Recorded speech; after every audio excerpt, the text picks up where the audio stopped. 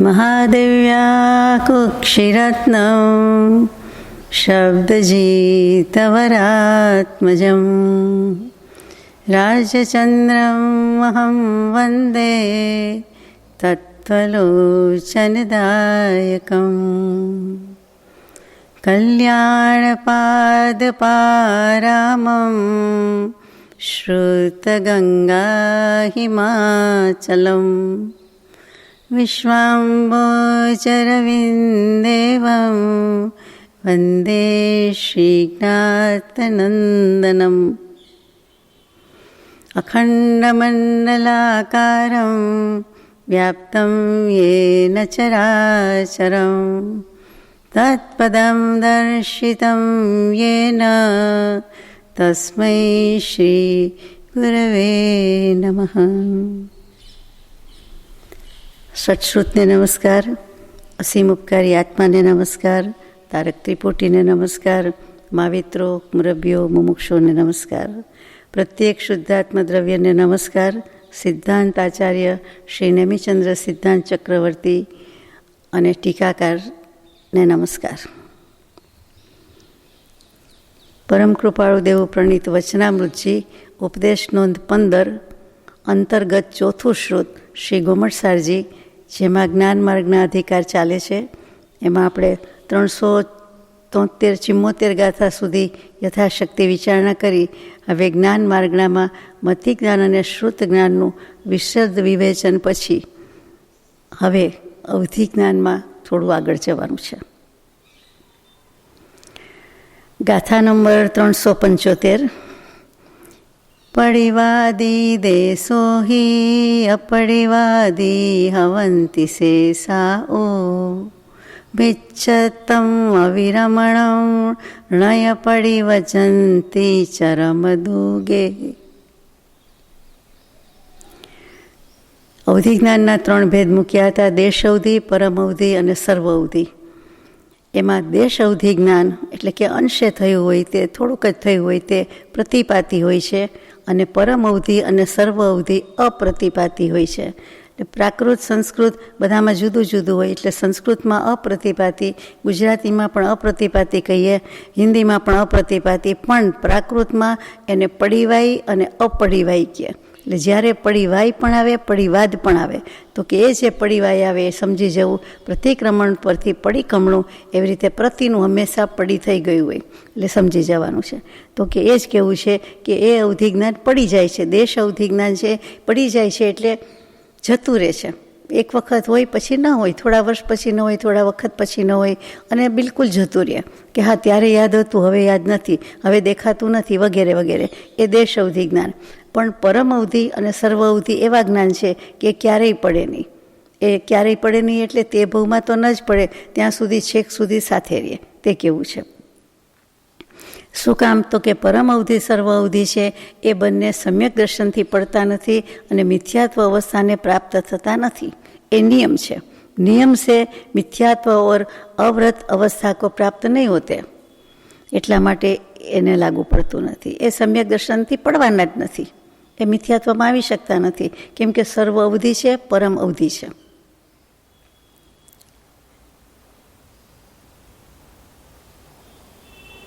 આગળ જઈએ. હવે અવધિ જ્ઞાનનું દ્રવ્ય, ક્ષેત્ર, કાળ અને ભાવ એટલે કે અનંત ચતુષ્ટય કહીએ, તે આ ચતુષ્ટય કહેવાય. એ 4 અપેક્ષાથી એની વાત આવવાની છે. ધીમે ધીમે ઘણું ઊંડું લઈ જાય છે આપણને. પહેલાં કે દરિયામાં ડૂબકી મારવાની છે એટલે એમ થાય કે હશે જરાક ને પછી તરત પૂરું, પણ એવું નથી. એકદમ એકદમ એકદમ આપણને ઊંડે ઊંચે જેમ લઈ જાય એમ ઊંડે લઈ જાય છે. એટલે આપણે જરા શાંતિ, સમતા, ક્ષમા બધા ગુણ રાખવાના છે. જઘન્યમાં જઘન્ય અને ઉત્કૃષ્ટમાં ઉત્કૃષ્ટ જે કંઈ કહેવું હોય તે, તો કે અવધિ જ્ઞાનના જે અસંખ્યાત લોક પ્રમાણ ભેદ છે તે બધા જ દ્રવ્ય, ક્ષેત્ર, કાળભાવની અપેક્ષાએ હંમેશા પ્રત્યક્ષ એટલે કે પૂતગલ એટલે કે રૂપી દ્રવ્યને જ ગ્રહણ કરે છે. અવધિ જ્ઞાન હોય એટલે એકને બીજાના મનની ખબર ન પડે. એમાં જેટલું દેખાઈ આવતું હોય સ્થૂળ દૃષ્ટિએ નરી આંખે કે બીજી આંખે દેખાય તેટલા જ રૂપી પૂતગલ છે, જેને રૂપ છે, વર્ણ છે, આકાર છે, દેખાય છે, દૃશ્યમાન થઈ શકે તેવી વસ્તુ છે, રૂપીમાં આપણે સમજી ગયા. તે રૂપી પૂતગલ પદાર્થને જ ગ્રહણ કરે છે, એટલે કે એટલું જ દેખાઈ શકે છે કે અહીંયા આમ છે કે અહીંયા આમ છે. ત્યાં કેટલી વ્યક્તિ બેઠી છે ને એ વ્યક્તિ શું કરે છે એવી વાત નથી. અવધિ એટલે અવધિ, તો ત્યાં દ્રવ્યથી છે, ક્ષેત્રથી છે, કાળથી છે, ભાવથી છે. વ્યક્તિની ખબર પડે તો એક પર્ટિક્યુલર વ્યક્તિની ખબર પડે એ બને, પણ પછી બીજું બધું ખબર પડે નહીં કે એ શું વિચારે છે, એ શું કરે છે, એનામાં શું મનમાં છે, કાંઈ જ નહીં. બસ એ વ્યક્તિ ત્યાં હાજર છે.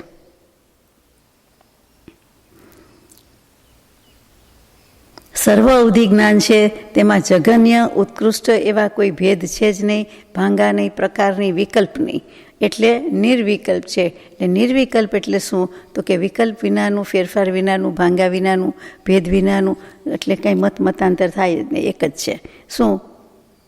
કે દ્રવ્ય ક્ષેત્ર કાળ ભાવમાં આવા કોઈ ભેદ, દ્રવ્ય ક્ષેત્ર કાળ ભાવ જુદા, જઘન્ય કે ઉત્કૃષ્ટ હોઈ શકે નહીં. એમાં ઓછું શું ને વધારે શું, હતું શું ને ગયું શું, એમ કે જે છે તે એક જ છે.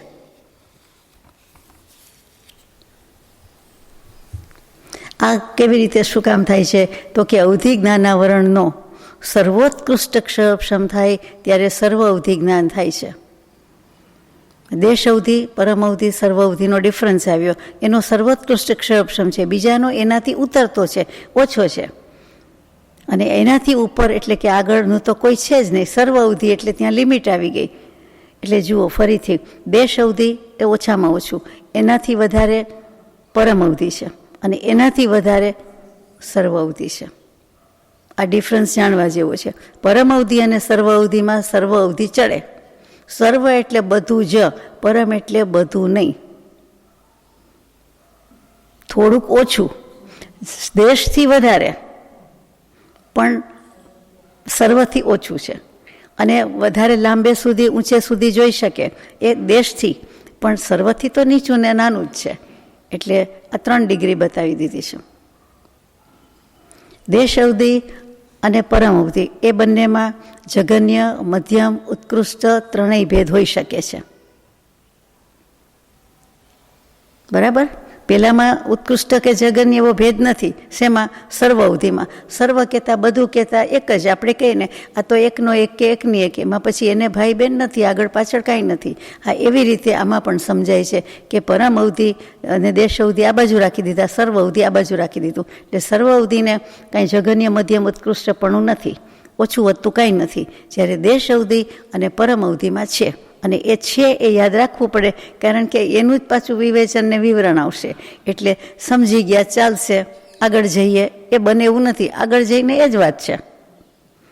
ગાથા નંબર 377. લોકમ મોરાલસંચમ મજ્જિમજો ગજ્જયમ સવિસચયમ લોય વિભત્તમ જાણદે અવરોહી દૌવદોણિયસા નિયમા નિયમથી છે. હવે જૂનું આવ્યું, આપણે વિશ્રસ ઉપચય એક શબ્દ આવ્યો તો વિશ્રસ ઉપચય, વિશ્રસા ઉપચય એટલે વિશ્રસા એટલે સ્વાભાવિક. તો કે સ્વાભાવિક જે થતું હોય છે, સંગ્રહ થતો હોય છે તે, તો કે વિશ્રય ઉપચય સહિત જે મધ્યમ યોગ દ્વારા જે કંઈ ભેગું થયું છે, સંચય થયો છે, એનાથી 1.5 ગણી હાનિ સમય પ્રબદ્ધ રૂપ ઔદારિક નો કર્મના સમૂહનો લોક પ્રમાણમાં ભાગાકાર કરતા જે દ્રવ્ય લબ્ધ આવે એટલે પરિણામ આવે, એટલા દ્રવ્યને જઘન્ય અવધિ જ્ઞાન નિયમથી જાણવામાં આવે છે. એટલે કે એટલું આ જાણી શકે છે. સૌથી જઘન્ય, સૌથી મિનિમમ દ્રવ્યનું પ્રમાણ કેટલું જણાય, કોને સમજી જવાનું? દેશાવધિને હોય, બીજા કોને હોય? તો કે સૌથી જઘન્ય એટલે શું કહેવું છે? તો કે આટલું કહેવામાં આવ્યું તે, પછી ફરીથી વાંચું છું, એનાથી નાનો સ્કંધ હોય તો એને ગ્રહણ કરતું નથી. નાનામાં નાનું આટલું જ છે. એનાથી મોટા એટલે સ્થૂળ ગ્રહણ કરવામાં એને કોઈ બાધા નથી, પ્રોબ્લેમ નથી, એ કરી શકે છે. ફરીથી વિશ્રસા ઉપચય સહિત અને જેનું મધ્યમ યોગ દ્વારા સંચય થયું હોય તે, અને એનાથી 1.5 ગણી એ અગત્યની વાત છે કે 1.5 ગણી જે કંઈ સમય પ્રબદ્ધ રૂપ ઔદારિક નોકર્મનો સમૂહ, પાછું નોકરમાં આવ્યું એટલે શરીર આવ્યું ત્યાં, એમાં લોક પ્રમાણથી ભાગાકાર કરતાં ભાગ દેને છે. જે દ્રવ્ય લબ્ધ આવે તે દ્રવ્ય જઘન્ય અવધિ જ્ઞાન છે. મને તો એક યાદ રાખવું ગમે કે અંગુલનો અસંખ્યાતમો ભાગ, પણ આવી રીતે બધું કેટલું સૂક્ષ્મ છે એ વિચારવા માટે જરૂરી છે કે જેથી આપણો ઉપયોગ એ શબ્દો મારીએ છીએ, એ પદ મારીએ છીએ. પદ જેવી તેવી વાત નથી, શબ્દ જેવા તેવા વાત નથી. મહાવીર સ્વામી કે કોઈ પણ તીર્થંકર દેવ કેવલી પ્રભુની દેશના છે, અને એ દેશનામાં આવા બધા પારિભાષિક શબ્દો આવ્યા જ હોય. દેશનામાં આવે, ગણધર દેવ ગૂંથ્યા હોય, આચાર્ય દેવે ગૂંથ્યા હોય, અને આપણને આ રીતે આપ્યા છે, સ્વાભાવિક સરળતાથી મુકાઈ ગયા છે. તો આપણે સેજ તો વિચાર કરવો પડે, એટલે વધારે ન કરીએ તો કાંઈ નહીં, તો આપણો ઉપયોગ થોડોક તીવ્ર કરતાં સૂક્ષ્મ થાય છે, તીક્ષ્ણ થાય છે. અને એટલું નિયમથી કહી દીધું કે એટલું જગન્ય અવધિ જ્ઞાન તો એને હોય ને હોય જ. એટલે જરાક જેટલું આપણે કહીએ ને કે આટલું દેખાય, 1 ફિલામેન્ટ જેટલું દેખાય, 1 મિલીમીટર જેટલું દેખાય, 1 બિંદુ જેટલું દેખાય, તો પણ કેવું પડે કે હા એટલું દેખાય. આ જગન્ય અવધિ જ્ઞાન, એમાં દેખાય શું ને ન દેખાય શું, છતાં એમ કેવું પડે. હવે પાછું કહે છે કે અવધિ જ્ઞાનના વિષયભૂત જગન્ય ક્ષેત્રનું પ્રમાણ કહે છે. આ દ્રવ્ય અપેક્ષાએ આવ્યું, પ્રમાણ અપેક્ષાએ હવે આવ્યા છે. દ્રવ્ય, ક્ષેત્ર, કાળ, ભાવ, પાછું જગન્ય ક્ષેત્ર. હજી આનાથી ઊંચું આવે, ઝીણું આવે.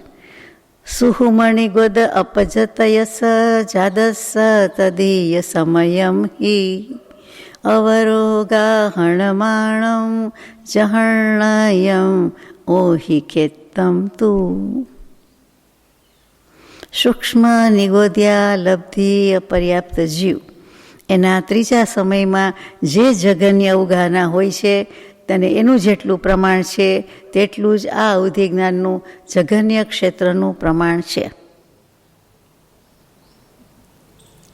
આપ ટીન બબુડું કહીએ, જરાક કહીએ, સેજ કહીએ, જીરીક કયો, નહીં જેવું, નિગ્લિજિબલ, ગમે તે શબ્દ લાવો, એ શબ્દ ચાલે નહીં. અહીંયા તો આ રીતે જ બોલવું પડે કે ગણવું પડે. આપણા જ્ઞાનની બહાર છે. એમણે કહ્યું તે માન્ય, શિરોમાન્ય કે સૂક્ષ્મ નિગોદ્યા લબ્ધિ અપર્યાપ્તક જીવ, એટલે નાનામાં નાનું છેવટનું લઈ લીધું.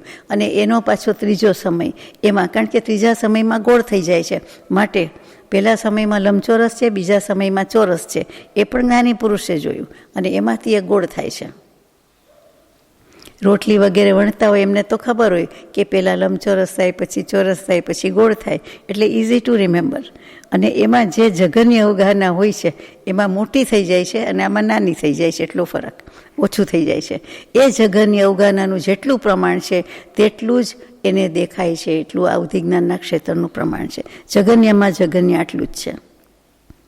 અને એની બહાર જે હોય, આજુબાજુ હોય, એને એ ગ્રહણ કરી શકતું નથી. એમ થાય કે ભેગા ભેગું એટલું તો દેખાય જ જાય ને, જરાય નહીં, ન જ દેખાય.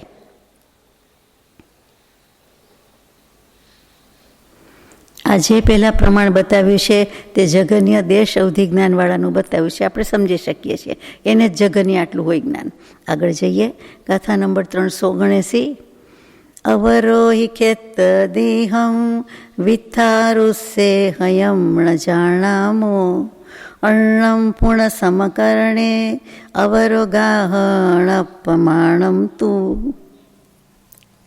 હવે જગન્ય અવધિ જ્ઞાનના ક્ષેત્રની ઊંચાઈ, લંબાઈ, પહોળાઈ, ચૌડાઈ એટલે પહોળાઈ, લંબાઈ, પહોળાઈ, ઊંચાઈ આપણે એમ બોલીએ છીએ. એનું ભિન્ન ભિન્ન પ્રમાણ છે તે અમે જાણતા નથી. કોણ લખે છે? ટીકાકારશ્રી અને આચાર્ય દેવ. સિદ્ધાંત ચક્રવર્તી કહે છે અમે જાણતા નથી. જેમ છે તેમ લખી દેવાની આ નિખાલસતા, આ નિર્દોષતા. આટલા માપમાં આમ લખી નાખો ને આમ છે ને આમ નથી, કોણ જોવાનું છે, કોને ખબર છે?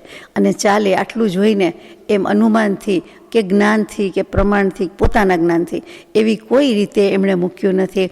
પણ બહુ સાદા શબ્દોમાં કહી દઉં, હમ નહીં જાણતે. શું નથી જાણતા? તો કે જગન્ય અવધિ જ્ઞાનના ક્ષેત્રની લંબાઈ, પહોળાઈ અને ઊંચાઈ કેટલી હોય તે અમે જાણતા નથી. જોકે આપણને ઉપલક જ્ઞાનમાં ઉપર ચોટ્યું જ્ઞાન હોય, પહેલી વાર વાંચતા હોય તો એ આપણે અનુમાનથી કહીએ કે આટલું હોઈ શકે. પણ એમણે એ કહેવાની ધૃષ્ટતા કે સાહસ નથી કર્યું એ સૂચવે છે કે શ્રુતમાં સહેજ પણ આડું અવળું કરાય નહીં, બોલાય નહીં, લખાય નહીં કે અપાય નહીં. એ કેટલા જીવ સુધી ખોટું જાય. એ ઉત્સૂત્ર પ્રરૂપણાના અંશનો અંશ. તમે અવિભાગ પ્રતિછેદ જેટલું કહો પણ ગણાય તો ઉત્સૂત્ર પ્રરૂપણામાં, એટલે મૂક્યું નથી, જરાય નથી કર્યું. અને સ્વચ્છંદે પોતે લખી દીધું એમ પણ નથી. તો પણ એટલું તો ખબર પડે છે એમ લખ્યું છે કે સમીકરણ કરવાથી જેટલું જગન્ય અવગાહનાનું પ્રમાણ છે તેટલું જ જગન્ય અવધિનું ક્ષેત્ર છે. એક્ઝેક્ટલી એની ડિટેલ્સ ખબર નથી, એની લંબાઈ કેટલી, પહોળાઈ કેટલી, ઊંચાઈ કેટલી. હવે આપણને તો આની ખબર પડે જેવું નથી, તેમ છતાં આટલું લખ્યું છે. આગળ જઈએ. આમાં એમ કહેવાનું છે કે અવધિ જ્ઞાનના જગન્ય ક્ષેત્રની ઊંચાઈ પૃથક પૃથક પ્રમાણથી એવા ઉપદેશનો આ કાળમાં અભાવ છે. એટલે પોતાને તો ખબર નથી, બીજા કોઈને પણ ખબર હોવાની ચાન્સ છે જ નહીં, એમ કહેવું છે. પરમ ગુરુઓના ઉપદેશથી આપણને આટલું માલુમ પડે છે કે આટલી જગન્ય અવગાહનાનું પ્રમાણ હોય છે, થાય છે કે થયા કરે છે. આથી વિશેષ આ ગાથામાં 379 ગાથામાં હાથ ધોઈ નાખ્યા છે અને બહુ સ્પષ્ટતા, નિખાલસતા, નિર્દોષતાનું દર્શન થાય છે, પ્રતીતિ આવે છે કે આ શ્રુત જ્ઞાનમાં આમ તેમ ન ચાલે.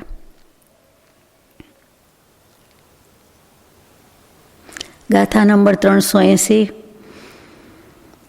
અવરોગાહણમાણં ઉસ્સેહંગુલ શંખ ભાગસ સુઈસાય ગણપદરમ ઉદીહૂત ખેત સમકરણે. ઉચ્છેદ અંગુલની અપેક્ષાથી વ્યવહાર સૂચિ અંગુલના અસંખ્યાત્મા ભાગ પ્રમાણ.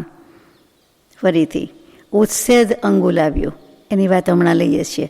એ દૃષ્ટિથી, એ અપેક્ષાએ, એટલે કે વ્યવહાર અંગુલની અપેક્ષાથી સૂચિ અંગુલના અસંખ્યાત્મા ભાગ પ્રમાણ ભુજા, કોટી અને વેદ 3 શબ્દો નવા આવ્યા.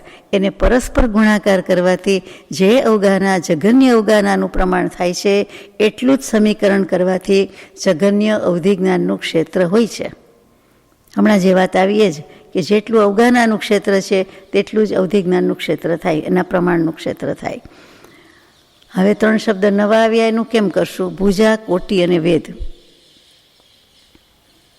ભુજા શું? તો કે હાથ, બાહુ, હાથ કહીએ. ત્રિકોણમાં હાથ આપણે કહેતા હોય એટલે એની બાજુ કહીએ. ત્રિકોણ 3 બાજુ હોય એટલે 3 એંગલ, 3 ખૂણા, 3 વસ્તુ બધી થાય, એમ 3 બાજુ. તો એ જ અર્થ અહીંયા ભુજામાં છે. બાજુ 4 દિશા મુખ્ય કહેવાય. તો સામસામી દિશામાં કાં તો ઉત્તર દક્ષિણ લ્યો અને કાં પૂર્વ પશ્ચિમ લ્યો, એટલી આપણને ખબર પડે. આઈધર હોરિઝન્ટલી ઓર વર્ટિકલી, તો બેમાંથી જે લેવી હોય તે લ્યો. તો સામસામી દિશામાંથી કોઈ એક દિશા સંબંધીનું પ્રમાણ, તેને લંબાઈ કહેવાય છે. લંબાઈ. પછી એના પછીનો શબ્દ છે કોટી, એટલે બાકીની 2 દિશા રહી, એ 2 દિશામાંથી કોઈ એક દિશા સંબંધી સામસામી જ છે બધી 4 તો કે એનું એક પ્રમાણ, તેનું નામ પહોળાઈ. એટલે હોરિઝન્ટલમાં આપણે લંબાઈ લ્યો તો પહોળાઈ અને વર્ટિકલમાં લ્યો, જે રીતે ગણો તે રીતે, જેમ આપણે ગણવું હોય તેમ. અને આઈધર વે, હું ખોટું બોલી, પણ એ રીતે વર્ટિકલી કે હોરિઝન્ટલી લંબાઈ પહોળાઈ. પછી વેદ એટલે શું? તો કે ઊંચાઈનું પ્રમાણ, તે વેદ કહેવાય. લંબાઈ, પહોળાઈ, આ લંબાઈ, પહોળાઈ અને પછી પૂરું થઈ જાય તે ઊંચાઈ, આમ એટલે એને વેદ કહેવાય. એટલે કે લંબાઈ ગુણ્યા પહોળાઈ ગુણ્યા ઊંચાઈ, એટલે સવારે વાત થઈ હતી તેમ એક ક્ષેત્રફળ શબ્દ આવ્યો. નહીં સમજાય? પાક્કું છે. 1, 2, 3 જેવું. 1 ને 2, 3 ને 3, 6 એના જેવી વાત. 2 ને 2, 4 જેવી વાત. કે લાંબુ આપણે કોને કહીએ? ઊંચું, લાંબુ એમ કહીએ. પછી પહોળું કોને કહીએ? આમ કહીએ. પછી પાછી ઊંચાઈ આવી, એટલે પેલી લંબાઈ આવી. તો લંબાઈ આ ગણાય, તો પહોળાઈ કઈ કહેવાય? એમ જ કેવું છે. Length into bread into width. હા, એટલે 3 સમજાઈ ગયું. એટલે અમારે હવે કેવું નથી, કંઈ વધારે ગૂંચવણ નથી કરવી. તો ભુજ, કોટી અને વેદ એટલે બીવાનું નથી. ક્ષેત્રફળ લંબાઈ ગુણ્યા પહોળાઈ ગુણ્યા ઊંચાઈ. ફરીથી ઉત્સદ અંગુલની અપેક્ષાએ જે કંઈ ઉત્પન્ન વ્યવહાર, એટલે કે વ્યવહાર અંગુલ એનું જ બીજું નામ ઉચ્છેદ અંગુલ. ઉચ્છેદ અંગુલનું બીજું નામ વ્યવહાર અંગુલ, એટલે ગોટાળો ન થાય. એ સૂચિ અંગુલના અસંખ્યાતમાં ભાગ પ્રમાણે પછી ડેશ કરીને છે, ભુજા કોટી અને વેદમાં પરસ્પર ગુણાકાર કરવાથી જેટલી અવગાહનાનું જગન્ય અવગાહનાનું પ્રમાણ થાય એ જ પ્રમાણ આ જગન્ય ક્ષેત્રનું છે, અવધિજ્ઞાનનું ક્ષેત્ર છે. જગન્ય અવગાહનાના ક્ષેત્રમાં કોઈ એક આકાર નિયત હોતો નથી, નક્કી હોતો નથી. તો પણ એટલે કે કોઈ એક નક્કી આકાર નથી, ચોરસ લંબચોરસ ગોળ કાંઈ પણ, આ લંબાઈ પહોળાઈ ઊંચાઈ આવી એટલે કહું છું. પણ ઘનાંગુલના અસંખ્યાતમાં ભાગ પ્રમાણે જગન્ય અવગાહના અને તેટલું જ જગન્ય અવધિનું ક્ષેત્ર હોય છે. એટલે આપણે તો આટલું યાદ રાખ્યું છે કે અંગુલ અને એનો અસંખ્યાતમો ભાગ, ઘનાંગુલનો અસંખ્યાતમો ભાગ, અંગુલનો નહીં, ઘનાંગુલનો અસંખ્યાતમો ભાગ. એટલે ઘનાંગુલ માટે બધું કરવું તો પડે જ આપણે. એના પછીની ગાથા લઈએ, પછી આપણે સળંગ અંગુલ વિશે લઈએ, એટલે મનમાંથી અસ્પષ્ટતા હોય તો નીકળી જાય. ગાથા નંબર 381. અવરમ તુ ઓહિકેતમ ઉસ્સેહમ અંગુલમ હવે જમહા સુહમોગાહણમાણમ ઉવરીપમાણમ તુ અંગુલયમ. જે અવધિ જ્ઞાનનું ક્ષેત્ર પહેલાં બતાવ્યું છે તે પણ વ્યવહાર અંગુલની અપેક્ષા ઉચ્છેદ અંગુલની અપેક્ષા, એટલે કે ઉચ્છેદ અંગુલ જ છે એમાં આવ્યું આમાં. કેમ કે તે સૂક્ષ્મ નિગોદિયા લબ્ધિ અપર્યાપ્તકની જગન્ય અવગાહના પ્રમાણ છે. એટલે એનું જેટલું છે તેટલું જ આવે. તે સમયના તે જીવનું જે અંગુલનું માપ છે તે ઉચ્છેદ અંગુલ, એટલે તે આવે. પરંતુ હવે પછી જે કંઈ આવવાનું છે આમાં લખ્યું છે એ પ્રમાણ અંગુલથી ગ્રહણ કરવાનું છે. એટલે એનો ડિફરન્સ આવશે. આત્મ અંગુલ, ઉચ્છેદ અંગુલ, પ્રમાણ અંગુલ. અહીંયા ઉચ્છેદ અંગુલની જ વાત ચાલે છે. હવે જે કોઈ માપ આવશે, કેમ કે નદી, દરિયા, દ્વીપ, સમુદ્ર વગેરેનું માપ હંમેશા માટે પ્રમાણ અંગુલથી હોય.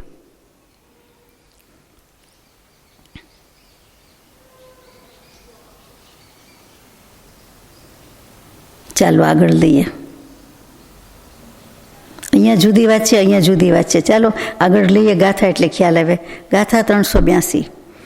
અવરોહી ખેત મજ્જે અવરોહી અવરદૌવમ વગમદી તદ્દવસ વગાહો ઉસેહા શંખ ગણપદરો. હવે આપણી એકથી વાત કે આત્માંગુલ, ઉચ્છેદાંગુલ અને પ્રમાણ અંગુલ. પેલું તો એકલું અંગુલ એટલે શું? અંગૂઠો એમ કહીએ તો ચાલે નહીં. અંગુલ લંબાઈનું માપ છે, યુનિટ છે. એટલા માટે કેટલી લંબાઈ એમ કહેવું પડે તો દરેકની પોતાની વેંતનો 12મો ભાગ તે પોતાના અંગુલ કહેવાય. મારો અંગુલ, મારી વેંત 8 ઇંચ છે. સ્ટ્રેચ કરીને બરાબર આમ કરીએ તે ઇંચીસમાં. સેન્ટીમીટરને ગુણવું હોય તો 2.5 બાય કરવાનું. બાકી હું તો ઇંચમાં બોલું છું તો એ 8 ઇંચ. કેટલાકની 9 ઇંચ હશે, હાથ લાંબા હોય એ પ્રમાણે. કેટલીક વાર બહેનો કરતાં ભાઈઓની વધારે હોય, સેજ વધારે હોય તો કે એની 9 ઇંચ થતી હોય. વધુમાં વધુ 9-10 ઇંચ તો હદ થઈ ગઈ, ન હોઈ શકે. તો કે વેંતનો 12મો ભાગ તે અંગુલનું માપ છે, 1 અંગુલનું માપ છે. આ શાસ્ત્રોક્ત માપ છે અને વ્યવહારમાં પણ સમજાય તેવું છે. એટલું જ થાય. એટલે સરવાળો કરો તો એ 1.6 ઉપર જ આવે. ગુણાકાર, સરવાળો, ભાગાકાર કરો એટલે કે ગણિત ગણો, કેલ્ક્યુલેટ કરો તો એ પ્રમાણે જવાબ આવે. એટલે સાચું છે, એમ સમજાય તેવું છે. હવે એ અંગુલનું માપ થયું. પછી અંગુલના 3 પ્રકાર મૂકવામાં આવ્યા. એ જીનાગમમાં મૂકવામાં આવ્યા છે, બીજે આવતા નથી. તો વ્યવહાર અંગુલ, એનું જ નામ ઉચ્છેદ અંગુલ છે. પણ એની વાત પછી છે. પહેલો શબ્દ મૂક્યો છે આત્મ અંગુલ. અહીંયા નથી આવતું, અહીંયા અભિપ્રેત નથી આ શાસ્ત્રમાં. બાકી દરેક જીનાગમમાં આત્માંગુલથી વાત થાય કે જે કાળમાં જે મનુષ્ય હોય એની વાત થતી હોય, એના અંગુલ હોય. અંગુલ એટલે અંગૂઠા જ ગણવાનો છે. તો કે એના અંગૂઠાના પ્રમાણમાં હોય. હવે અત્યારે 5-7 ફૂટનું, 6-7 ફૂટનું સ્ટ્રક્ચર ગણાતું હોય. 7 ફૂટ તો એવરેજ, 6 ફૂટ એવરેજ જે કહો તે, તો 5 ગણો, ચાલો એ 5-7 ફૂટ. તો કે એના અંગૂઠા જેવડા હોય તે વ્યક્તિના તેના અંગુલ કહેવાય. કંઈ 500 આત્મ અંગુલ હોય તો સમજવાનું 500 આપણા કેટલા છે એ જોવાનું, આપણી હાઇટ કેટલી છે એમ જોવાનું, આપણો અંગૂઠો કેવડો છે જોવાનું. ટૂંકમાં જે તે વ્યક્તિનું જે તે કાળમાં એના અંગૂઠાનું માપ તેને આત્મ અંગુલ કહેવાય. એટલે આત્મા છે અને એને અંગૂઠો છે શરીરને, અને એનું જે માપ જે તે કાળે હોય તે સીધું છે, સમજાઈ જાય તે. પછી બીજું છે તે ઉચ્છેદ અંગુલ છે. એમાં અડધા પાંચમા આરામાં બરાબર જે માપ હશે તે માપ ગણવામાં આવે છે. એટલે આપણને ખબર નથી તો કે આ કાળની અપેક્ષાએ ભરત ચક્રવર્તી થયા તો એનો જવાબ આપ્યો છે કે એમના દેહમાન પ્રમાણે, અવગાહના પ્રમાણે જે હતું તો એ 500 ધનુષ્યની દેહમાન પ્રમાણે એના અંગુલ લખ્યા હોય, 500 અંગુલ લખે તો આપણે 500 સમજવાના, એનાથી ગણતરી કરવાની. 5 મારાના મનુષ્યોમાં એ ઉચ્છેદ અંગુલ છે અને એનું નામ વ્યવહાર અંગુલ છે. આ વ્યક્તિની વાત થઈ. પછી નદી દ્વીપનું, નદી વગેરેમાં કેટલીક, નદી તો નહીં પણ ગામ નગર વગેરેનું માપ લેવાતું હોય છે ત્યારે ઉચ્છેદ અંગુલ, એનું નામ વ્યવહાર અંગુલ હોવાથી એ વપરાય છે, વાપરી શકાય છે. પરંતુ અહીંયા આ 2 ગાથા સુધી વાપરવાની હા કહી, પછી એમ કહ્યું કે હવે પછી બધું પ્રમાણ અંગુલથી આવશે, કે પ્રમાણ અંગુલ જાણવું. તો પ્રમાણ અંગુલ એટલે તો કે 500 ધનુષ્યવાળી વાત આવી તે આજે હમણાં વાત કરી તે. ઉચ્છેદ અંગુલની વાત પૂરી થઈ ગઈ. દ્વીપ, સમુદ્ર, નદી, સાગર બધાનું માપ પ્રમાણ અંગુલથી છે. ભરત ચક્રવર્તીવાળી વાત પણ પ્રમાણ અંગુલમાં છે. ઉચ્છેદમાં વ્યવહાર જ આવ્યું અને જે તે કાળના જે બધા કીધા તે આત્મ અંગુલમાં, અને ત્યાર પછી 5 મારાની વચ્ચોવચ હોય તે. તો આપણે વચ્ચોવચ છીએ નહીં એટલે આપણે તો અત્યારે આત્મ અંગુલની વાત લાગુ પડે તે જ ઉચ્છેદ અંગુલમાં પડે, કારણ કે એનું બીજું નામ વ્યવહાર અંગુલ છે. એટલે વ્યવહાર એટલે વાસ્તવિકતામાં, પ્રેક્ટિકલી કે રિયાલિટીમાં જે કોઈ હોય તે પ્રમાણે માનવાનું છે, ગણવાનું છે. જઈએ આગળ, સમજાઈ ગયું પાકું? અને આ બધામાં હમણાં જે ગાથા બોલ્યા 382 એનો અર્થ શું થાય તો કે એ બાકી, કે જગન્ય ક્ષેત્રમાં જેટલું અસંખ્યાત પ્રમાણ જગન્ય દ્રવ્ય છે અને જે પ્રમાણ ઉપર બતાવી દીધું છે તે દ્રવ્યની અવગાહના ઉચ્છેદ અંગુલ પ્રમાણે, ઉચ્છેદ અંગુલ એટલે કયું કહેવાનું? વ્યવહારથી શું ગણવાનું? 5 મારાની વચ્ચેનું જે હોય તે એમ કરીને મૂકી દીધું છે.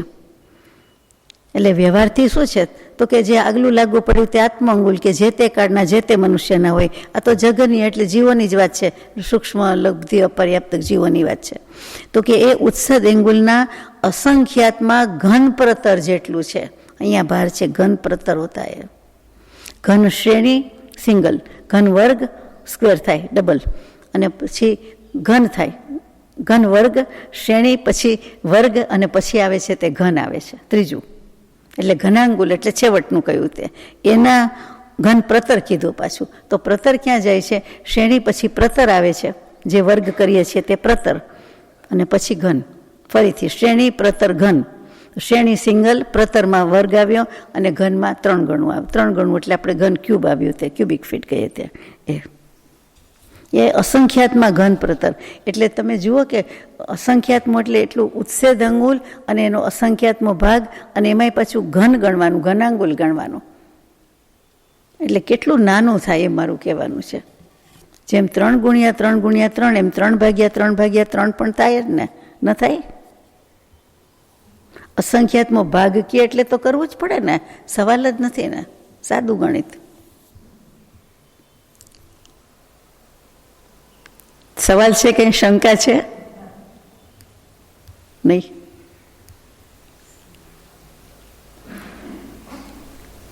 જોકે ખુલાસો આવે છે, જગન્ય અવધિના ક્ષેત્ર કરતાં જગન્ય દ્રવ્યનું અવગાહન ક્ષેત્રનું પ્રમાણ અસંખ્યાત ગણું ઓછું છે, હીન છે, એટલે ભાગાકાર આવ્યો છે. તો પણ ઘનરૂપ ઉચ્છેદ અંગુલ કે અસંખ્યાત में ભાગ માત્ર ही है. આટલા ગુણ ઓછા છે એટલે અસંખ્યાતમાં ભાગ માત્ર જ છે, શંકા લાવવા જેવું નથી. એની ભુજા, કોટી અને વેદનું પ્રમાણ સૂચિ અંગુલના અસંખ્યાતમાં ભાગ જેટલું છે. એટલે પેન પેન્સિલ લઈને જ બેસવું પડે, આ બાજુ ઘનાંગુલ, આ બાજુ સૂચિ અંગુલનો ભાગ, પણ સરવાળે તો અસંખ્યાત ભાગ જ કહેવાનું છે. જાણતા જ નથી બેન, દેખાતું નથી. અવધિ જ્ઞાનીને દેખાય, આપણને દેખાતું નહીં તો આપણે વાત કેવી રીતે કરવી?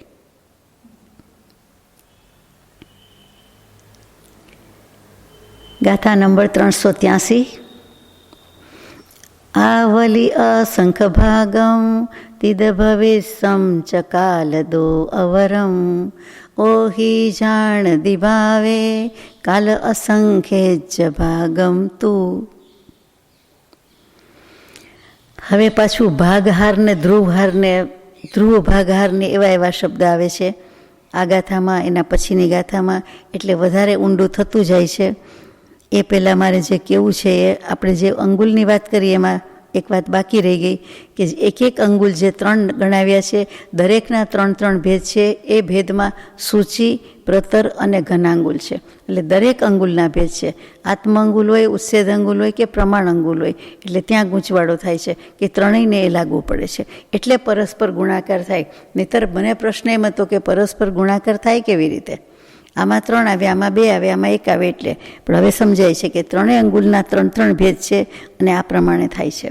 અને કન્ક્લુઝનમાં પ્રતરને સૂચિ વડે ગુણતા જે કેવું છે તે લંબાઈ, પહોળાઈ ને જાડાઈ એ 3 માપ આવી જાય. એટલે કે ઊંચાઈ પણ આમાં લઈ લીધું. કોઈ વાર જાડાઈ કહે, કોઈ વાર પહોળાઈ કહે, એટલે બંને એક જ છે. અને પેલું ઊંચાઈ થાય તો કે એ સમાન માપ સંખ્યાવાળો જે કાંઈ થાય છે તેને ઘનાંગુલ કહેવાય છે.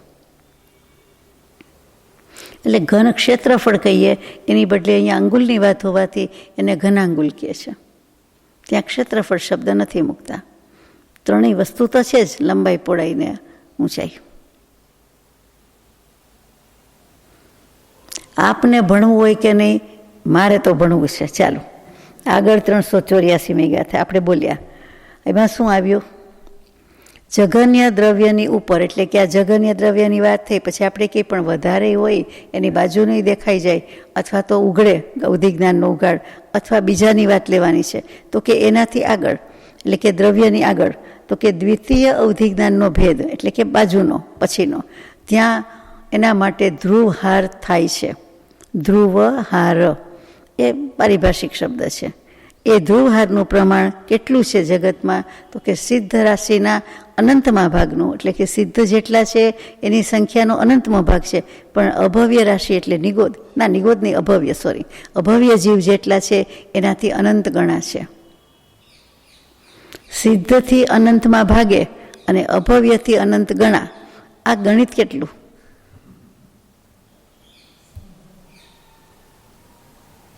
એટલે ઉપમા સુંદર આપી છે. સિદ્ધ અને નિગોદ નથી, બંને જીવ જ છે, સિદ્ધ અને અભવ્ય. અને અભવ્ય રાશિ સાથે મેળ પડ્યો. અભવ્ય નિગોદમાં, અનંતમાં જાય છે, નિગોદય અનંતમાં જાય છે. પણ નિગોદના અનંતાનંત કહેવાય, અભવ્યમાં અનંતાનંત હું સમજું છું ત્યાં સુધી ન કહેવાય. જુદી વાત છે. એટલે તેની સાથે લીધેલું છે. આ ધ્રુવહારનું પ્રમાણ આગળ લે છે એટલે આપણે યાદ રાખવું પડે એમ છે. ફરીથી કે જગન્ય દ્રવ્યની આગળ દ્રવ્યના બીજા અવધિજ્ઞાનના ભેદથી ત્યાં એના માટે તે ધ્રુવહાર થાય છે. એ ધ્રુવહારનું પ્રમાણ આટલું છે. સિદ્ધ રાશિનો અનંતમો ભાગ અને અભવ્યનો અનંત ગણો.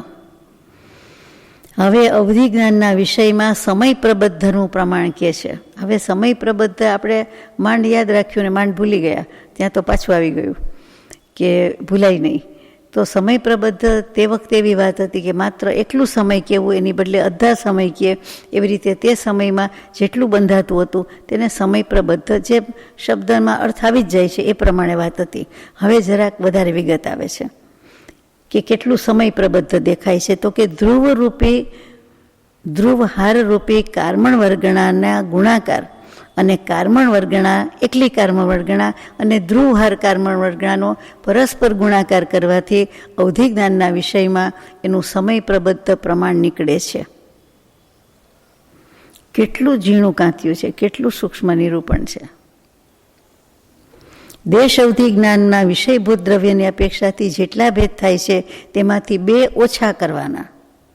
હવે આવી બધી અધધ સંખ્યા હોય એમાં 2 ઓછા કરવાના અને પછી એને ધ્રુવહાર તરીકે રાખીને પરસ્પર ગુણાકાર કરવાની અને કાર્મણ વર્ગણાનો ગુણાકાર થાય છે. એટલે જે આવે છે તે ગુણાકાર, એનું નામ કાર્મણ વર્ગણા છે. એ કાર્મણ વર્ગણાની સાથે ગુણાકાર કરવાથી સમય પ્રબદ્ધનું પ્રમાણ નિષ્પન્ન થાય છે, એટલે કે ઉપજે છે, આવે છે, થાય છે, હોય છે.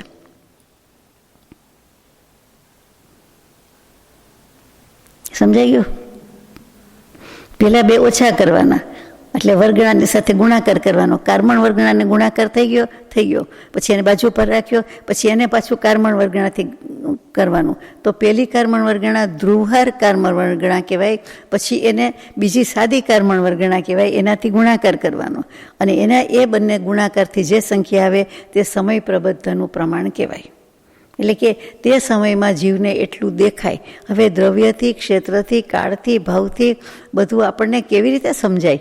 એને ખબર પડે, કેવલી પ્રભુને ખબર પડે. જોનારને ઘણીવાર ખબર નથી કે હું શું જોઉં છું, મને કેટલું દેખાય છે. એ તો આત્માની નિર્મળતાથી અને દેવોનારકને તો ત્યાં જન્મવાનું આવ્યું એટલે આવે છે, ગતિ સાથે છે, ભવ પ્રત્યે અવધિ જ્ઞાન છે, એટલે એને તો જરાય ખબર ન પડે. પણ બીજા અવધિ જ્ઞાનીને પણ આવી તો સૂઝ સમજ હોતી જ નથી. પોતાને દેખાઈ જાય છે, એનું વર્ણન નથી કરી શકતા કે મને દ્રવ્યથી આટલું દેખાય, ક્ષેત્રથી આટલું દેખાય, કાળથી આટલું, ભાવથી આટલું, કાંઈ જ નહીં. જેટલું દેખાય છે એટલું. આ તો કેવલી પ્રભુએ જોયું કે કોઈ પણ જીવને કેટલું કેટલું દેખાઈ શકે, હોઈ શકે, એના માટે લખ્યું છે. અહીંયા નીચે ફૂટનોટમાં લખી છે, અગત્યની વાત છે કે જગન્ય દેશ અવધિ જ્ઞાનના વિષયભૂત દ્રવ્યનું નામ જ અહીંયા સમય પ્રબદ્ધ થઈ જાય છે. એ સાચી વાત છે, નહીંતર કોને કેવું? આ વિષયનું જ નામ છે સમય પ્રબદ્ધ. નહીંતર એમ થાય આપણે જીવનું વિશેષણ ગણીએ, જીવની સાથે ગણીએ, તો કે એ નથી. આગળ જઈએ, ગાથા નંબર 386. પ્રાકૃત અહીંયા ને સંસ્કૃત અહીંયા એવું છે. મણદવ વગણાએ વિયપાણંતે સમમ ખુદુવહારો અવરોક સવિશેષા રૂવહિયા તવિયપ્પાહુ. હવે આગળ આવે છે મનોદ્રવ્ય વર્ગણા. આમાં આવી કાર્મણ વર્ગણાની વાત ચાલી, હવે મનોવર્ગણા. મન પ્રયોગ જ્ઞાન નથી, મનોવર્ગણા. વર્ગણા કેટલી છે? કુલ 23. એ 23 વર્ગણામાંથી આજે કાર્મણ વર્ગણા આવ્યું. હવે મનોવર્ગણાની વાત આવે છે. આગળ કદાચ તેજસ વર્ગણાની વાત આવે, કદાચ તેજસ કાંઈક જીવોની તો આવશે જ. તો અહીંયા મનોદ્રવ્ય વર્ગણાના ઉત્કૃષ્ટ પ્રમાણમાંથી જઘન્ય પ્રમાણ ઘટાડી દેતા જે બાકી રહે તેમાં એક મેળવતા, એક તો મેળવવાનું આવે, મનોદ્રવ્ય વર્ગણાઓના વિકલ્પોનું પ્રમાણ આવે છે. હવે મન જ કેટલું સૂક્ષ્મ, આત્માના પરિણામ કેટલા સૂક્ષ્મ, અને એ પરિણામમાં મનોદ્રવ્યની વર્ગણા કેટલી, એ કેટલું સૂક્ષ્મ પાછું. અને એને કારણે જ પરિણામ આત્માના સૂક્ષ્મ કહેવાય છે. આપણે કહીએ ને કે કેવલી પ્રભુ કે એવા કોઈક ભગવાન સિવાય આપણને કોઈના મનની તો ખબર ન પડે, પણ મનોવર્ગણાની કાંઈ જ ખબર ન પડે. એટલું ઝીણી ખબર પડે જ નહીં. દેખીતી રીતે શાંત હોય પણ અંદર જે ખળભળાટ કે અશાંત હોય એ ન ખબર પડે. દેખીતું અશાંત હોય પણ અંદર શીતલીભૂત હોય ન ખબર પડે. તો એવી રીતે કોઈનું સમાધિ મરણ તો ન જ કહી શકાય. દેખીતી રીતે શાંત ભાવે શાંતિથી હેરાન થયા વિના ગયા, નામ લેતા ગયા કે મંત્ર બોલતા ગયા, એવું બધું આપણે કહી શકીએ, પણ વધારે કહી શકાય નહીં.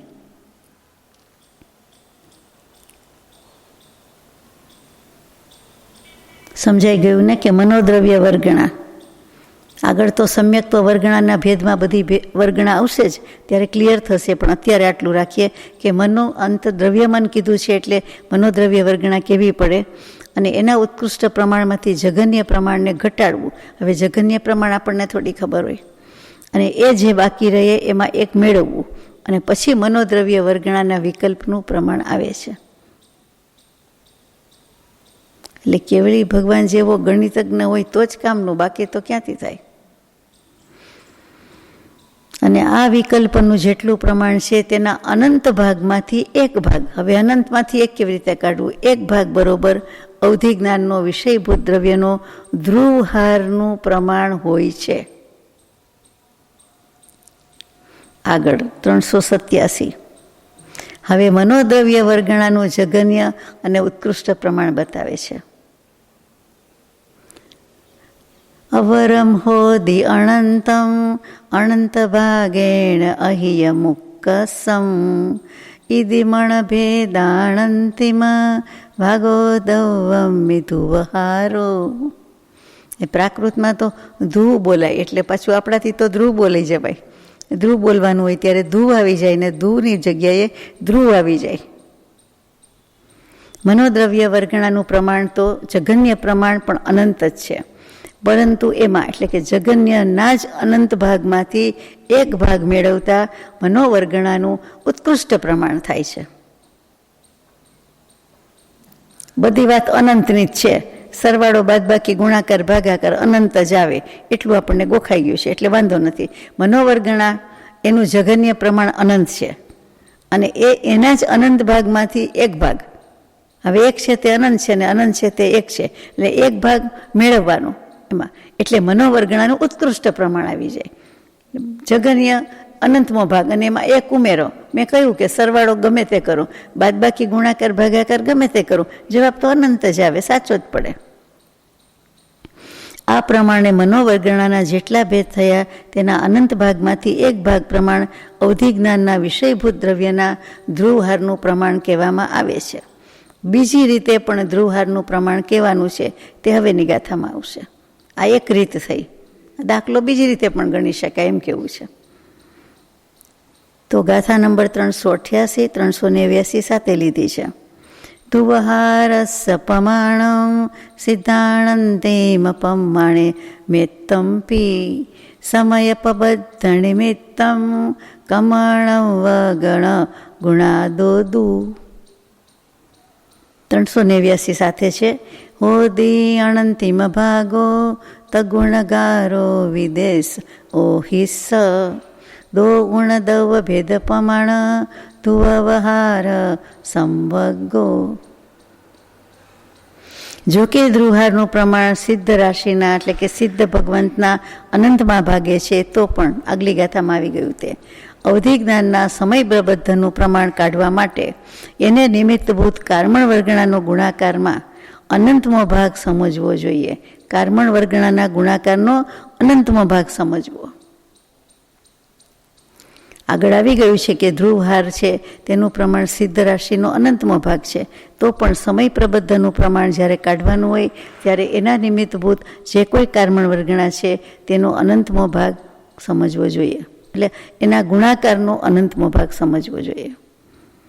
દ્રવ્ય અપેક્ષાથી દેશાવધિ જ્ઞાનના જેટલા ભેદ છે તેમાં 2 કમ કરવાથી, એટલે 2ની બાદબાકી 2 જ માત્ર, જે પ્રમાણ બાકી રહે છે તેટલી વાર એટલે 2 વખત ના 2 બાદ કરો પછી જે આવે તેટલી વાર ધ્રુવહારનો પરસ્પર ગુણાકાર કરવાથી કારમણ વર્ગણાના ગુણાકારનું પ્રમાણ નીકળી જશે. નીકળી ગયું. આગળ જઈએ.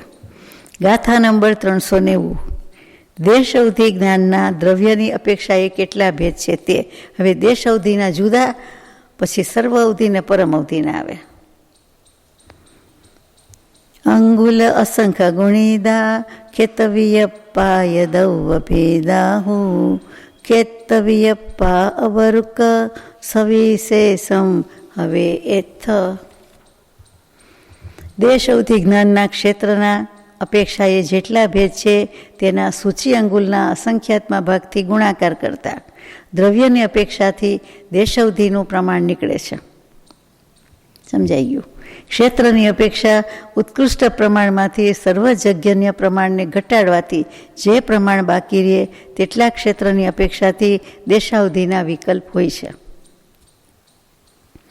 અને એને આ વસ્તુને સૂચિ અંગુલના અસંખ્યાત્મા ભાગથી ગુણાકાર કરતા અને એમાં એક મેળવતા દ્રવ્યની અપેક્ષાથી દેશ અવધિના ભેદ હોય છે. આખો સરવાળો જ કરવો પડે કે ધારો કે 4 લ્યો, 2 લ્યો, 8 લ્યો, એમ કોઈ સંખ્યા આપી હોય અને પછી આપણે ગુણાકાર કરીએ તો થાય.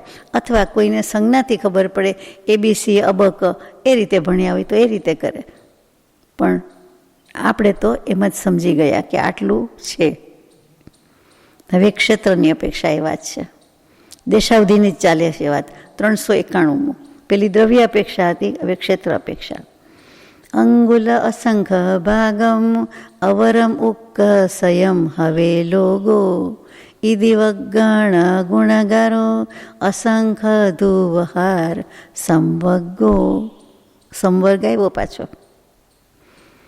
દેશાવધિમાં પહેલાં કહ્યું છે તેમ સૂક્ષ્મ નિગોદિયા લબ્ધિ અપર્યાપ્તક જીવો એની જગન્ય અવગાહના પ્રમાણ એટલે કે ઘનાગુલના અસંખ્યાત્મા ભાગ રૂપે જે પ્રમાણ બતાવ્યું છે તે જગન્ય દેશાવધિના વિષયભૂત ક્ષેત્રનું પ્રમાણ છે.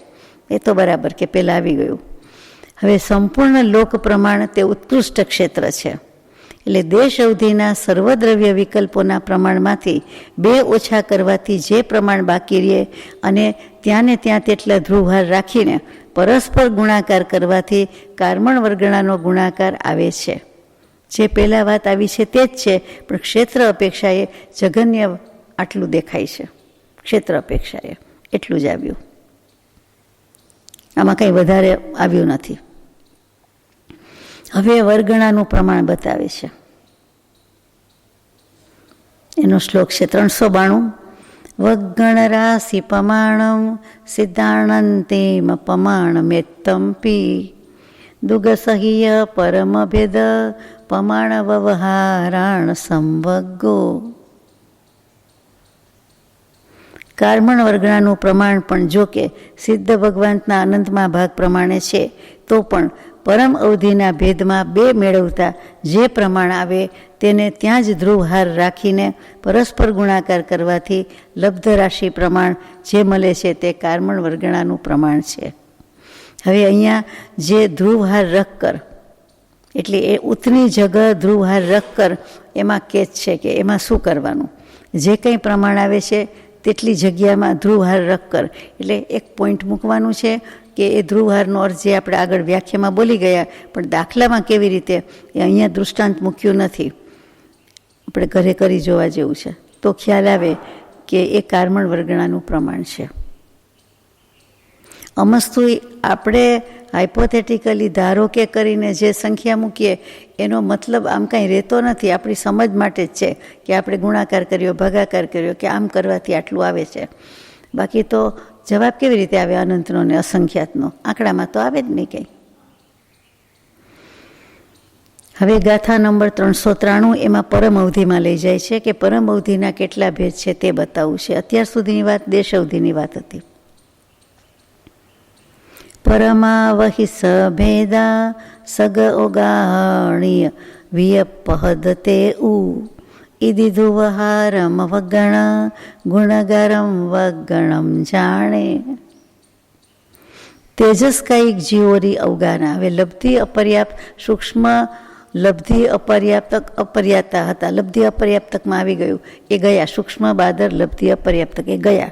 હવે એનાથી થોડાક આગળ એના પછીનું સ્ટેજ તરત તેજસ્કાયના આવી જતા હતા. એની વાત આવી કે તેજસ્કાયની જીવની અવગાનાના જેટલા વિકલ્પ છે તેના અને પછી તેજસ્કાયિક જીવરાશિનો પરસ્પર ગુણાકાર કરવાથી જે રાશિ લબ્ધ આવે તેટલું જ બરાબર તેટલું જ પરમ અવધિ જ્ઞાનના દ્રવ્યની અપેક્ષાએ ભેદોનું પ્રમાણ કહેવામાં આવે છે. એટલે નેક્સ્ટ બેસ્ટ અથવા તો નેક્સ્ટ નંબરનો વારો આવ્યો એટલે સૂક્ષ્મ લબ્ધિ અપર્યાપ્તક જવા દીધા, તેજસ્કાયિક જીવો લીધા. તેજસ્કાયિક જીવોની જે અવગાહના જેટલા વિકલ્પ એટલે ભેદ ભાંગા બધું છે તેને તેજસ્કાયિક જીવ રાશિ જેટલા અગ્નિકાયના જીવ હોય આપણા માટે તો અનંત જ છે, સવાલ જ નથી. તો કે એની સાથે ગુણાકાર કરવાનો અને જે પરિણામ આવે તેટલું આમને દેખાય છે પરમ અવધિવાળાનું છે. દેખાય છે નહીં તેટલું દ્રવ્યનું પ્રમાણ છે, દ્રવ્યથી છે, ક્ષેત્રને નથી હજી આવતું. ચાલો ગાથા નંબર 394.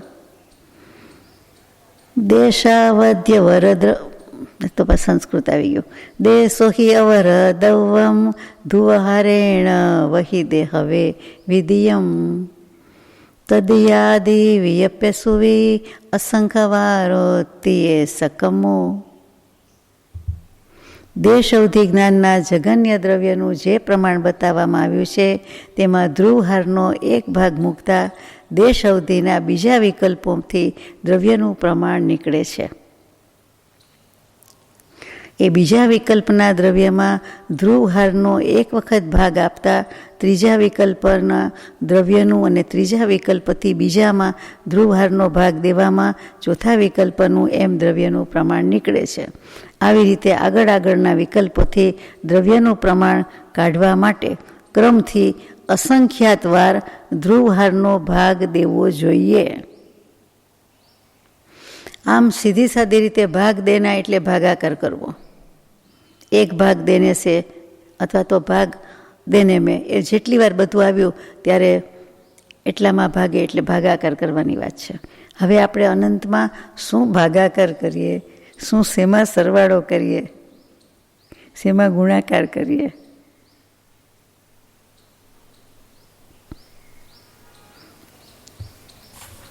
વાંચીએ આગળ 359 395 અને 396 સાથે છે. દેશો હિમજ્જ ભેદે સવિસસો વચયતે જ કમંગમ તેજો ભાસમણાણમ વગણયમ કેવલમ જત્થ. એવી જ એના પછીની છે પત્સદી ઓહિ તત્થ અસંખ્યજ્જાઓ હવંતિ દેવહી વાસાણી અસંખ્યજ્જા હોંતી અસંખ્યજ ગુણિદકમાં. શું ભગવાનનું જ્ઞાન છે, કેવું પડે કેવલ આચાર્ય દેવનું છે. ધવલાજીમાંથી આટલે સુધી મૂક્યું તો આપણા સુધી આવ્યું.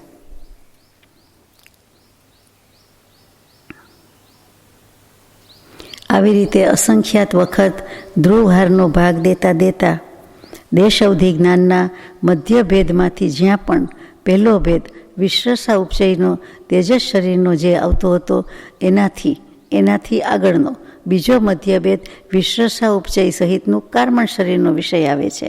અને એનાથી આગળ ત્રીજો ભેદ વિશ્રસો ઉપચય રહિત તેજસ વર્ગણા આવે છે. ચોથો ભેદ વિશ્રસા ઉપચય રહિત ભાષા વર્ગણાને કરે છે. પછી પાંચમા ભેદમાં મનોવર્ગણા વિશ્રસા ઉપચય વિનાનું રહિત એટલે વિનાનું મનોવર્ગણાનો વિષય કરે છે. અને ત્યાં સામાન્યપણે દેશ અવધિના જેટલા ભાગ કયા એટલે કે 5 મધ્યભેદ કયા તેના ક્ષેત્રનું પ્રમાણ અસંખ્યાત દ્વીપ સમુદ્ર અને કાલ પ્રમાણે અસંખ્યાત વર્ષ છે. આટલા અસંખ્યાત વર્ષના આયુષ્યવાળા તિર્યંજ હોય એને અવધિ જ્ઞાન હોય તો આવું અસંખ્યાત લખવું પડે કે એનું અવધિ જ્ઞાન અસંખ્યાત કાળ સુધી જીવ્યું રહ્યું, અગર હતું, અગર છે, અગર રહે છે. કોઈ પણ જીવ હોય, જુઓ 14 રાજલોકનો કોઈ પણ જીવને કોઈ પણ સ્ટેજમાં હોય એની લગતી દરેક વસ્તુ કહી દેવી એટલે આટલું સૂક્ષ્મ જ્ઞાન ન હોય તો કહેવાય જ નહીં. કેવલ જ્ઞાન સિવાય કહી શકાય જ નહીં, વિચારી શકાય નહીં. ગમે એવો જ્ઞાની લાવો પણ થઈ શકે જ નહીં. આમાં કેવલ જ્ઞાની જ હોવું જોઈએ.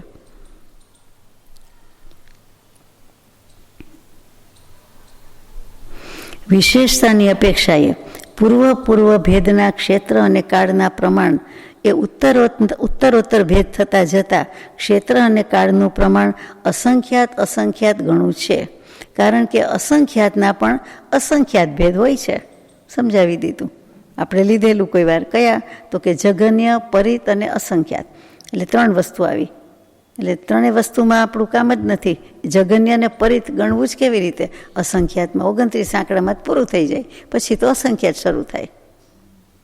પણ દરેકમાં જગન્ય, પરિત અને યુક્ત એ પ્રમાણે અસંખ્યાત, અનંત અને સંખ્યાત એટલે કે સંખ્યાત, અસંખ્યાત, અનંત એ બધાના ત્રણેયના આવી રીતે ભેદ પાડેલા છે. ત્રણેયના 3 ભેદ પડે છે. જે મંગુલના કયા તે મજામાં છે. ગાથા નંબર 397. તત્તોકમય્ય સિગ્ગે સમયપબદ્ધમ વિવિસસો વચયમ દુવહારસ વિભજ્યમ સવોહી જાવ તાવ હવે. આના પછી મનોવર્ગણામાં ધ્રુવહારનો ભાગ આપવો જોઈએ. આટલું કર્યા પછી મનોવર્ગણા કે અનંતર મનોવર્ગણા में ધ્રુવહાર का भाग देना चाहिए. આ રીતે ભાગ આપતા આપતા વિશ્રસા ઉપચય રહિત કાર્મણનો એક સમય પ્રબદ્ધ પ્રમાણ વિષય આવે છે, એક જ. આ ક્રમ પ્રમાણે આમાં સર્વાવધિના વિષય સુધી ધ્રુવહારના ભાગ દેતા જવું જોઈએ. હવે એક આવડી જાય તો પણ અમે દઈ શકીએ એમ નથી, કારણ કે કેટલે બધે થાય સર્વાવધિ તો ક્યારે પૂરું થાય? એના કરતાં સર્વાવધિ કહી દઈએ તો ન ચાલે. પૂરેપૂરું, આખું, સમસ્ત, સર્વથા, સળંગ, બધું, સંપૂર્ણ એવા બધા શબ્દ કહીએ તો ન ચાલે. ત્યાં સંખ્યાની શું જરૂર છે? જ્ઞાનમાં જણાય છે હજી સર્વાવધિ છે, આ પરમાવધિ નથી, સર્વાવધિ છે. એટલે હવે બાકી તો કંઈ રહેતું નથી. નહીં તો એમ થાય પરમઅવધિ હોય તો ન ચાલે. પરમઅવધિ પછી સર્વાવધિ માટે થોડુંક બાકી રહી જાય છે. પરમઅવધિ જ્ઞાન પછી કેવલ જ્ઞાન થાય છે. એટલે કાંઈક ફરક છે. એટલે એ બે વચ્ચે જે ગેપ આવે છે એને કારણે સર્વાવધિમાં તો હવે સવાલ જ નથી ને, કહી જ દેવું જોઈએ ને. તેમ છતાં સર્વાવધિ અને એટલે પરમાવધિ પછીનું અને હજી કેવલ જ્ઞાન, તો બે વચ્ચે કંઈ ભેદ હશે? શું લાગે? આગળ આવે તો જોઈએ, કંઈક ચોખવટ કરી હોય તો આપણે વાંચીએ.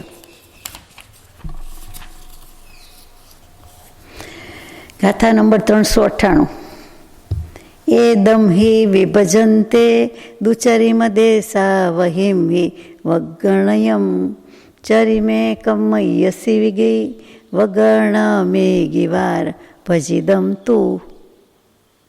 આ સમય પ્રબદ્ધમાં ધ્રુવહારનો ભાગ આપતા દેશ અવધિ જ્ઞાનના દ્વિચરમ એટલે લાસ્ટ બટ 1 કે 2 જે કયો તે છેલ્લા બે દ્વિચરમ ભેદના વિષયભૂત દ્રવ્યનું કાર્મણ વર્ગણા રૂપે પ્રમાણ નીકળે છે.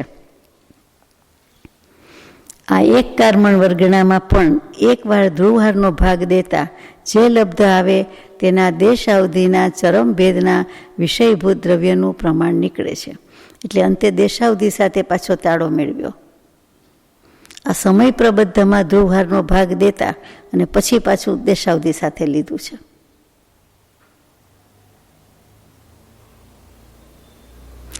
ઘણું સૂક્ષ્મ છે. દ્વિચરમ ભેદ લીધા એટલે છેલ્લા બે લીધા. પહેલાં બે આપણને મેળવવાનું કે ઉમેરવાનું કે એક ઉમેરવાનું કે કોઈ વાર બે ઉમેરવાનું કે અને હવે એ છેલ્લા બે કાઢી નાખો એમ કે જે ઉમેર્યા હોય તે એમ જ થયો ને અર્થ દ્વિચરમ એટલે.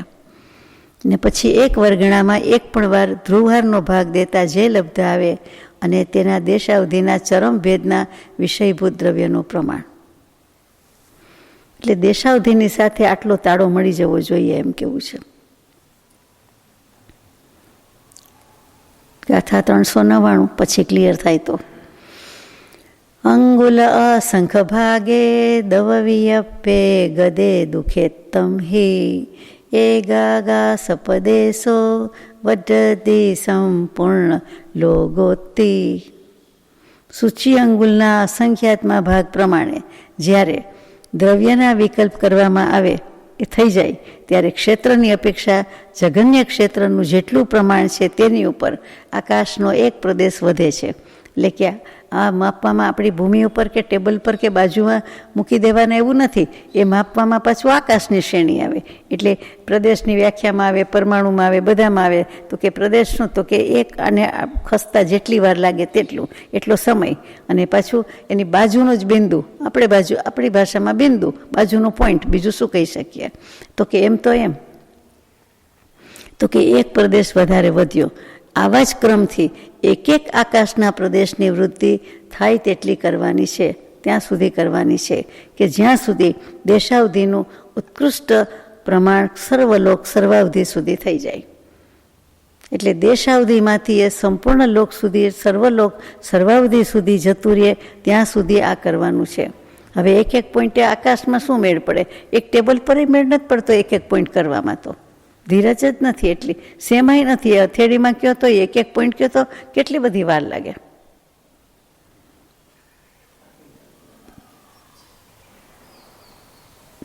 ચાલો ગાથા નંબર 400. આવલી અસંખ ભાગો જહણ કાલો કમેણ સમયેણ વડ્ઢતી દેશો હિવરમ પલ્લમ સમ ઉણયમ જાવ. જઘન્ય દેશાવધિના વિષયના કાળનું પ્રમાણ આવલીના અસંખ્યાત્મ ભાગ છે. દ્રવ્ય ક્ષેત્ર હવે કાળ ઉપર આપણે આવ્યા.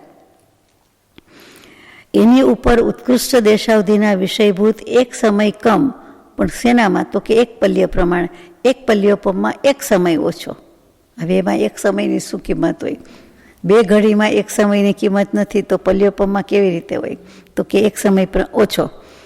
એટલા સમય સુધી ધ્રુવ અને અધ્રુવ વૃદ્ધિ રૂપે ક્રમથી એક એક સમયની વૃદ્ધિ થાય છે. કોઈ પણ જીવ એકી સાથે એક સમય જ જીવે એ પાછું સાબિત થાય છે. એટલે એક એક સમયે જ એનો ઉપયોગ હોય અને એક એક સમયથી જ વધારો થાય. કાળમાં કાલ અણુ છે તો એક એક સમય જ છે. એવા અસંખ્યાત સમય જાય ત્યારે આપણે એમ કહીએ કે હો આ એક કંઈક કેવું હોય. શું કહેવાય? અસંખ્યાત સમય ક્યારે કહેવાય? એક આંખના પલકારામાં. તો એ પલકારાનો કેટલામો ભાગ? તો કે અસંખ્યાતમો ભાગ. હા, એમ આપણે બોલીએ જ છીએ, વાપરીએ જ છીએ, સમજીએ છીએ, એવું આ છે. ક્ષેત્ર અને કાળ સંબંધી આ બંને ક્રમથી 19 એટલે 19 કાંડકમાં કહેવાની ઈચ્છાથી આચાર્ય ભગવંતે પ્રથમ કાંડકમાં આની અઢી ગાથા દ્વારા વર્ણન કરેલું છે તો આચાર્ય ભગવંત આમની જ છે. એટલે 19 કાંડકને આપણે કંઈક વ્યાખ્યા કરી હતી. હા, એ કાંડક આવ્યું. કંડક પણ કહેવાય, કાંડક પણ કહેવાય. ગાથા નંબર 401. અંગુલ અસંખ ભાગમ ધુવર્વેણય અસંખવારમ તું અસંખ સંખમ ભાગમ અસંખવારમ તું અદ્તુ વગે. પ્રથમ કાંડકમાં છેલ્લા વિકલ્પ સુધી અસંખ્યાત વાર ઘનાંગુલમાં આવલીનો ભાગ આપવાથી જેટલું પ્રમાણ આવે તેટલું તે પ્રમાણે અંગુલના અસંખ્યાતમાં ભાગ પ્રમાણે ધ્રુવવૃદ્ધિ થાય છે અને તે કાંડકના અંત સુધી ઘનાંગુલના અસંખ્યાતમાં અને સંખ્યાતમાં ભાગ પ્રમાણે ધ્રુવવૃદ્ધિ પણ અસંખ્યાત વાર થાય છે. એક સમજાય તો બધું સમજાયું છે. એટલે કે જો આમાં અસંખ્યાત તો આમાં પણ અસંખ્યાત, આમાં ધ્રુવવૃદ્ધિ, આમાં ધ્રુવવૃદ્ધિ. પહેલેથી જ કહી દીધું કે પહેલા કાંડકમાં છેલ્લા વિકલ્પ સુધી.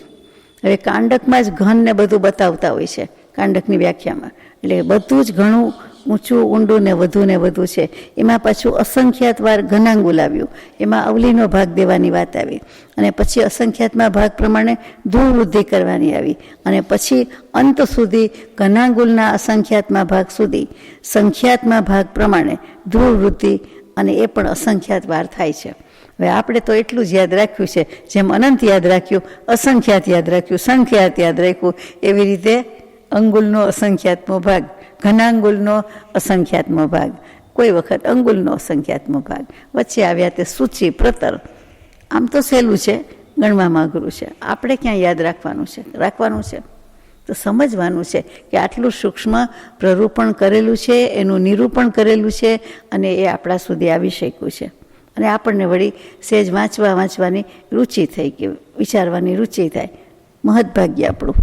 ગાથા નંબર 402. હવે આપણે પછી જ લઈશું, અંતમાં કાલે લઈશું કે પછી લઈશું. અવધિ જ્ઞાન આરાધતા કરજો ત્રિકરણ જોગ, ભાવ વિશુદ્ધિ ચિત્ત ધરી ટાળો કર્મના રોગ. સહજાત્મ સ્વરૂપ પરમ ગુરુ.